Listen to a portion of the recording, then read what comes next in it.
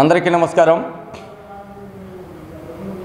ఆంధ్రప్రదేశ్ ముఖ్యమంత్రి జగన్మోహన్ రెడ్డి గారు నేను మా పార్టీలో అధికారంలో ఉన్న 50 మంది ఎమ్మెల్యేలని మార్చి నేను ముఖ్యమంత్రిని అవుతానని చెప్తున్నారు.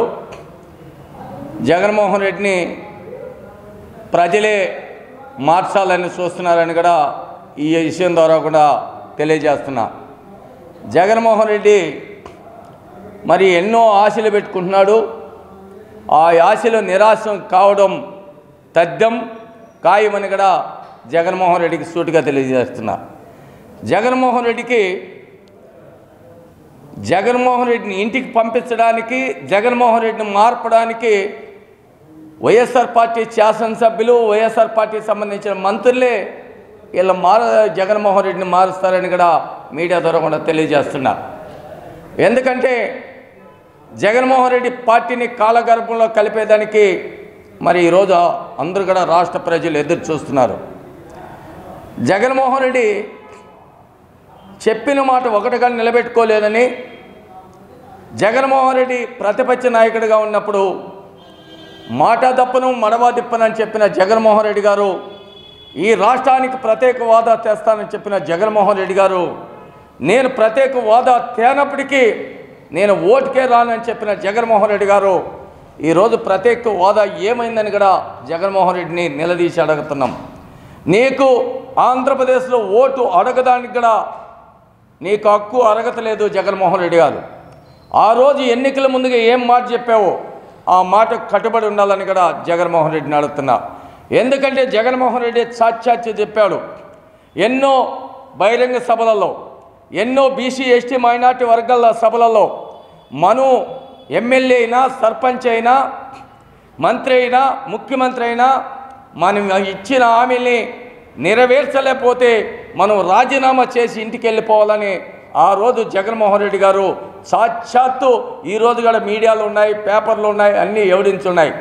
మరి ఈరోజు ఇచ్చిన హామీని ఒక్కటి కూడా నెరవేర్చలేదు. మరి తొంగలో దొక్కామని కూడా జగన్మోహన్ రెడ్డి ఏ విధంగా తొంగలో దొక్కామంటే, మొట్టమొదటిగా అమరావతిలో నాకు ఇల్లుంది, ఆనాటి ముఖ్యమంత్రి నారా చంద్రబాబు నాయుడికి ఇల్లు లేదు, నేను రాజధాని ఏనే ఉంటుంది, అమరావతి ఏనే ఉంటుందని ఆ రోజు జగన్మోహన్ రెడ్డి చెప్పినాడా లేదా? దీనికి కట్టుబడి ఉన్నారు జగన్మోహన్ రెడ్డి. మళ్ళీ రాజధాని సర్వనాశనం చేసినావు కదా. మరి ఈ రాష్ట్రానికి 22 మంది ఎంపీలు ఇవ్వండి, 22 మంది ఎంపీలు ఇస్తే ఈ రాష్ట్రానికి ప్రత్యేక హోదా తెస్తా, ఆంధ్రప్రదేశ్ని మరి అభివృద్ధి చేస్తానని చెప్పావు. ఆ యొక్క ప్రత్యేక హోదా ఏమైంది? మరి మాట తప్పావు కదా, నువ్వు రాజీనామా చేయాలని కూడా జగన్మోహన్ రెడ్డిని అడుగుతున్నా. అదేవిధంగా ఎడారి ప్రాంతం రాయలసీమకు ప్రత్యేక ప్యాకేజీ ఇచ్చి రాయలసీమని ఆదుకుంటానని చెప్పిన జగన్మోహన్ రెడ్డి గారు మాట తప్పావు కాబట్టి నువ్వు వెంటనే రాజీనామా చేయాలని కూడా ఈరోజు డిమాండ్ చేస్తున్నాం. అంతేకాకుండా బీసీ, ఎస్టీ, ఎస్సీ, మైనార్టీ వర్గాలకు నేను కార్పొరేషన్ ద్వారా కూడా ఆ కులాలను ఆదుకుంటానని చెప్పి మరి మాట ఇచ్చావు.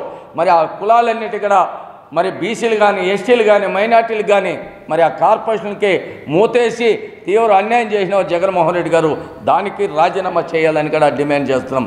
మరి అంతేకాకుండా రైతాంగాన్ని, రైతు శ్రామిక వైఎస్ఆర్ పార్టీ అన్న పార్టీలోనే పేరుంది, నేను రైతులకు పెద్దపీట వేస్తానని చెప్పిన జగన్మోహన్ రెడ్డి గారు రైతుల్ని సర్వనాశనం చేసిన ఏకైక ముఖ్యమంత్రి జగన్మోహన్ రెడ్డి గారు, దీనికి కట్టుబడి ఉండాలని జగన్మోహన్ రెడ్డిని డిమాండ్ చేస్తున్నాం.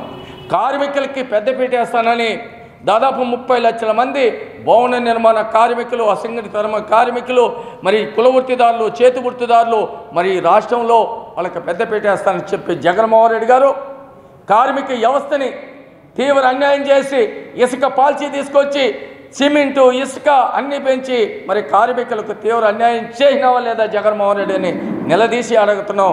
నువ్వు దీనికి అరుగుడు కాదని జగన్మోహన్ రెడ్డిని మరి నిలదీసి అడుగుతున్నాం. మరి ఇన్ని రకాలుగా ఈ కులాలన్నీ విభజించి పాలిస్తున్నావు కాబట్టి ఈ రాష్ట్రానికి నువ్వు ఓటు అడగడానికి అరుగుడు కాదు, నీకు హక్కు లేదు.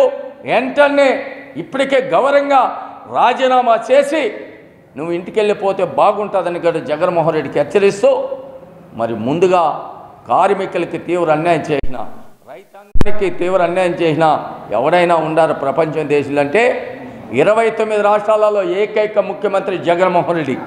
ఒక శాడిస్ట్కి నెంబర్ 1, ఒక ఆర్థిక నేరగాడికి నెంబర్ 1, మరి ఈ యొక్క చీకటి జీవోలు తయారు చేయడానికి నెంబర్ 1, ఎవరిని చేయని నేరాలకి నెంబర్ 1, మరి బీసీ ఎస్టీ మైనార్టీ వర్గాల మీద దాడులు చేయడానికి నెంబర్ 1గా పేరు తెచ్చుకున్నావు. కానీ అభివృద్ధిలో శూన్యం, అభివృద్ధిలో ఎక్కడ కానీ నీ యొక్క పాత్ర అనేది లేదు.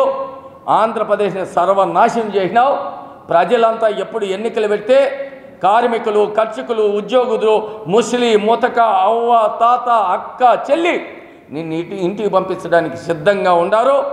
ఈరోజు అంగన్వాడీ టీచర్లు రోడ్ల మీద పడి మరి ఈరోజు మా యొక్క వేతనాలు పెంచండి, మమ్మల్ని ఆ రోజు ఎన్నికలుగా ప్రతిపక్ష నాయకుడిగా హామీ ఇచ్చావు, ముఖ్యమంత్రికి హామీ ఇచ్చావు, నెరవేర్చమని ఈరోజు మరి కలెక్టర్ ఆఫీసుల దగ్గర ధర్నా చేస్తుంటే చీము గుట్టినట్టు గల్లా నీకు. ఈరోజు జగన్మోహన్ రెడ్డికి ఒకటే ఆయన హెచ్చరిక, తెలంగాణ రాష్ట్రంలో కేసీఆర్ అన్ని అమలుపరిచిన, హైదరాబాద్ని బాగా సుందరంగా తయారు చేసిన మరి ఆయన యొక్క నియంత పాలనకు చరణగీతం పాడారు. ఈరోజు ఆంధ్రప్రదేశ్ని సర్వనాశనం చేసిన జగన్మోహన్ రెడ్డికి మరి పార్టీని కాలగర్భంలో కలిపి నిన్ను జగన్మోహన్ రెడ్డి చెంచులు కూడా జైలుకి ఈ ఆంధ్రప్రదేశ్ ప్రజలు 5 కోట్ల మంది ఎదురు చూస్తున్నారని కూడా మీడియా ద్వారా తెలియజేస్తున్నాను.